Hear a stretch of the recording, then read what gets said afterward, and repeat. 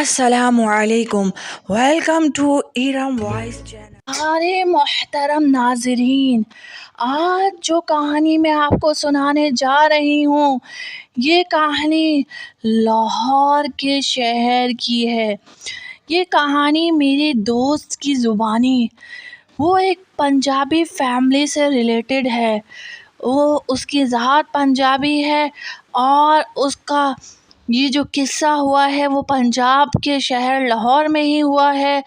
وہاں ان کا ایک حویلی ٹائپ گھر تھا، مطلب پورا حویلی نما بنا ہوا تھا۔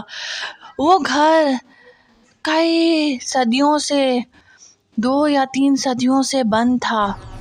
وہاں پر آپس میں بھائیوں کا جھگڑا چل رہا تھا۔ بہرحال قصہ شروع کرنے سے پہلے آپ سب سے گزارش ہے کہ ایرم وائس چینل کو آپ نے سبسکرائب نہیں کرا، سبسکرائب کر دیں، ساتھ ہی بیل آئیکن ہے اس کو دبا دیں تاکہ آنے والی نئی نوٹیفیکیشن واقعہ آپ تک پہنچ سکے۔ اسی کی زبانی آگے کا قصہ جانتے ہیں۔ وہ کہتی ہے کہ ہم جو ہے وہ کراچی میں رہائش پذیر تھے۔ ابو نے کہا کہ ہم 4 بھائی ہیں، حویلی لاہور میں موجود ہے، کیوں نہ ہم وہاں پر جا کر جو ہے وہ ہمارے بڑے بوڑھوں کی ہے، وہاں پر جا کے رہائش پذیر ہو جائیں۔ تو جب انہوں نے یہاں کا مکان ہمارا بہت چھوٹا تھا، ابو کا کاروبار بھی یہاں پر تقریباً ختم ہو چکا تھا، انہوں نے کہا پیسہ جتنا ہے سمیٹ کے اب اپنی حویلی میں رہتے ہیں، اچھے بڑے گھر میں، اور ہم جو ہے وہاں پر ہی کاروبار کر لیں گے۔ وہ بتاتی ہے کہ میرے ابو نے جانے کی تیاریاں شروع کر دیں۔ 3 بھائی اس بات سے بے خبر تھے۔ بہرحال ابو نے کہا کہ میرے باپ داداؤں پر داداؤں کی حویلی ہے، ہم وہیں پر رہیں تو زیادہ اچھا ہے۔ کسی بھائی نے وہاں پر جانے کی جرت نہیں کری، میں کروں گا یہ جرت۔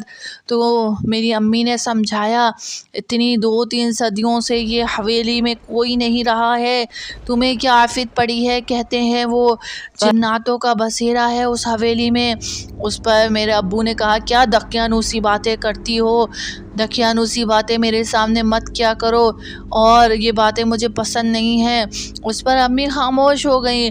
ہمیں بڑی خوشی تھی، ہم 3 بہن بھائی تھے، ہمارا دل جو ہے وہ مچل رہا تھا کہ ہم حویلی میں رہیں گے، حویلی میں رہیں گے۔ ڈونگی فلموں میں حویلی تو دیکھی تھی لیکن ہمیں یہ نہیں پتا تھا واقعتاً یہ حویلی ڈونگی فلموں کی طرح ہی نکلے گی۔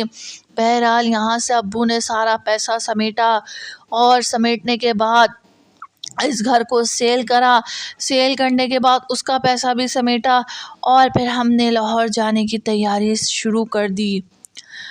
ہماری خوشی کی کوئی انتہا نہ تھی، ابو بھی بہت خوش تھے، لیکن امی کے چہرے کا رنگ اڑا ہوا تھا۔ پتہ نہیں وہ خوشی نئے گھر میں جانے کی امی کو کیوں نہیں مل رہی تھی۔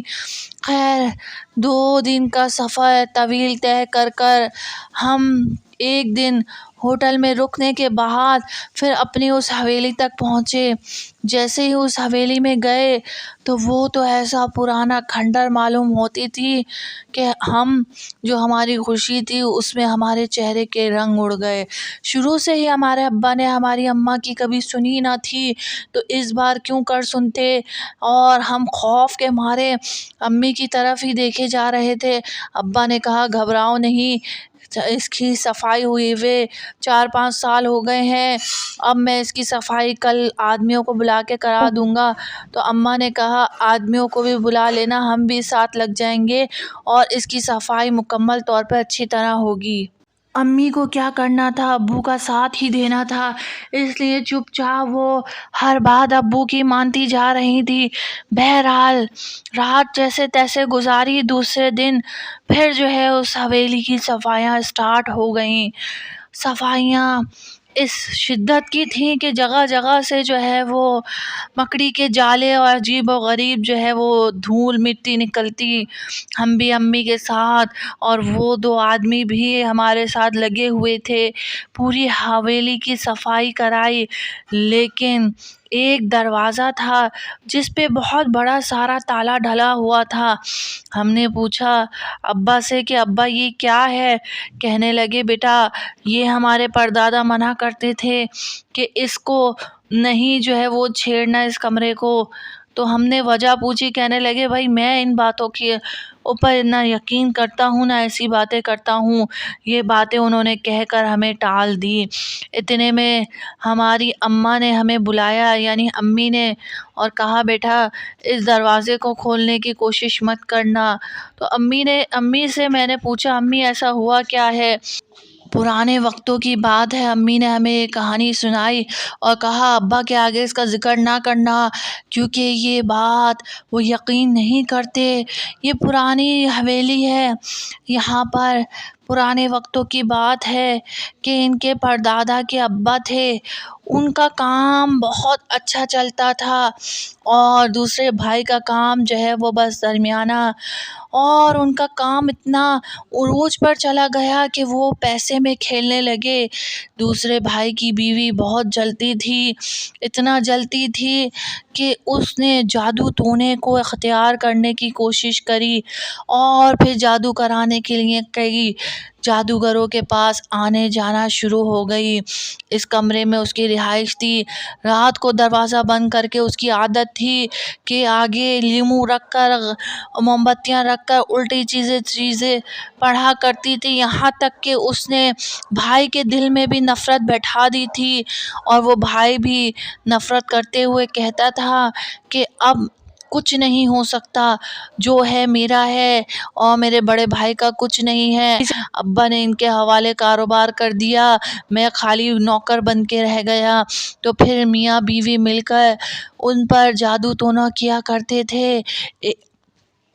جس جادوگر کے پاس وہ جاتے تھے اس جادوگر نے ایسا سفلی عمل کیا کہ ہمارے پردادا کے ابا آدھی رات کو کسی نے دروازہ کھٹکھٹایا۔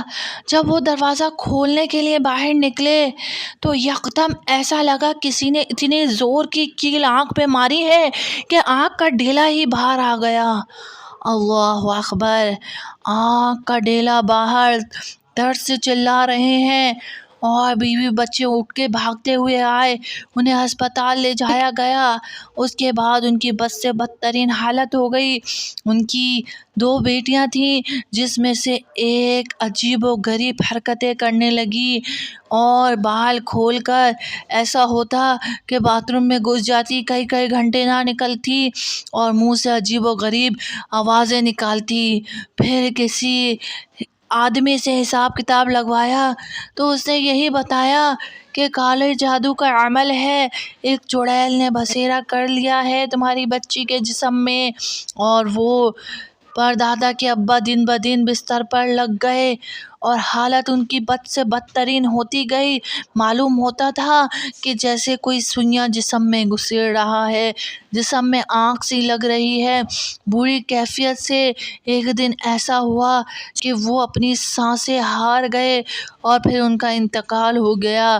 بیوی بچوں کو کچھ عرصے تو گھر میں رکھا گیا، لیکن کچھ عرصے کے بعد جو ہے انہیں بھی سڑک پر لے آئے، آپس میں لڑائی جھگڑے، گھر سے باہر نکال دیا گیا، کاروبار پہ ان کے بھائی نے قبضہ کر لیا، روتے پیٹتے لوگ کہیں پر جھوپڑ پٹی میں بسیرا کر لیا، اور اس چڑیل نے بہت زیادہ ان کی زندگی حرام کر رکھی تھی۔ یہاں کہتے ہیں برے کام کا برا انجام، وہاں پر جادو ٹونے کے عمل میں کچھ غلطی ایسی ہو گئی ان کی بیوی سے کہ اپنے ہی بچوں پہ وبال آ گیا۔ ایک رات جب وہ سوئیں، صبح اٹھتی ہیں تو بچوں کو جیسے پاگل پن کے دورے پڑتے ہیں، ایسے ان کے بچوں کو پاگل پن کے دورے پڑنا اسٹارٹ ہو گئے۔ کاروبار تباہ و برباد ہو گیا، جیسے کسی کی بد دعا لگ گئی ہو، ایسی شاندار حویلی ویران ہو گئی۔ اور اس کے بعد وہاں پر ایک پہ ایک موتیں ہونے لگی، ایک پہ ایک موتیں، جیسا کہ جادو ہی کسی پہ پلٹ گیا ہو، کسی کی آہ لگ گئی ہو۔ علامان والحفیظ کہتے ہیں نا، یہ سچ ہے برے کام کا انجام برا ہے۔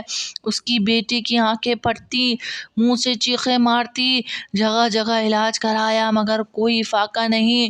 وہاں وہ جو جھوپڑ پٹی میں تھے انہوں نے اپنے بچوں بچوں کا علاج کرایا، الحمدللہ رب العالمین وہ تو ٹھیک ہو گئے، لیکن وہ کھنڈر پرانی حویلی بن کر رہ گئی موتوں کے بعد، وہاں پر پھر کبھی کسی نے بسیرا نہ کرا۔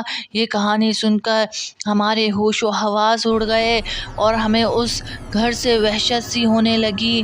پیارے بہن بھائیوں، محترم ناظرین، دنیا تو جیسا ایسا لگا ویران سی ہو گئی۔ خوف کے مارے ہم ایک ہی کمرے میں گھس گئے، اماں ابا سب ایک ہی کمرے میں سوتے۔ ابا کہتے کہ سب بچے چاہیں تو الگ کمرہ لے لیں، چاہے تو ساتھ رہیں۔ ہمیں اتنا خوف آتا، جیسے تیسے ہم نے کچھ دن وہاں پر بسر کیا۔ پھر امی سے کہا کہ ابو سے کہیں یہ حویلی بیچ دیں، ہمیں یہاں نہیں رہنا، لیکن ہمارے ساتھ کوئی واقعہ درپیش نہ آیا۔ پھر ابا نے وہاں پر کچھ قرآن خوانیاں کرائیں، کچھ مولویوں کو بلایا، انہوں نے یہی مشورہ دیا کہ اس کمرے میں کوئی نہ جائے، بہتر یہی ہے، باقی پورے گھر میں کوئی مسئلہ نہیں۔ یہ وہی کمرہ تھا جس میں وہ کالا جادو کیا کرتی تھی۔ بہرحال ہم نے اپنی زندگی گزر بسر اچھی کر لی، آگے بڑا خوبصورت باغ بنوا لیا، اللہ کے کلام کو تھام کر رکھا، اس کمرے کا کبھی رخ نہ کیا۔ الحمدللہ رب العالمین ہم بڑے خوشحال رہ رہے ہیں، اللہ اللہ کرتے ہیں، نماز پڑھتے ہیں، تلاوت قرآن کرتے ہیں اور ایسی گندی باتوں سے دور رہتے ہیں۔ اللہ تبارک و تعالی ہم سب کا حامی و ناصر ہو۔ پیارے بہن بھائیوں، ایسے ہی اچھے اچھے واقعات سننے کے لیے میرے چینل کو سبسکرائب کر دیں، ساتھ میں بیل آئیکن سے دبا دیں، آنے والی نئی نوٹیفیکیشن آپ تک پہنچ سکے، اور ویڈیو کو لائک اور شیئر کر دیا کریں۔ اللہ حافظ، اللہ نگہبان۔